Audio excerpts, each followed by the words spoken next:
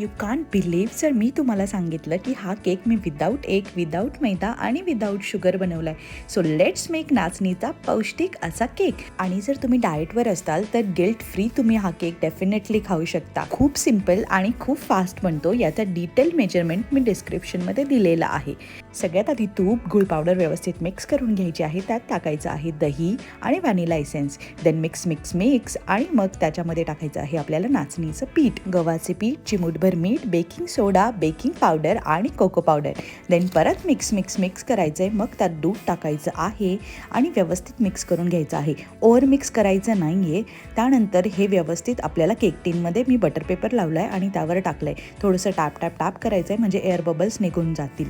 बदाम टाकलेत आणि चॉकलेटने वरनं गार्निश केलं आहे. चॉकलेट हे पूर्णपणे ऑप्शनल आहे. जर तुम्हाला टाकायचं असेल तर टाकू शकता.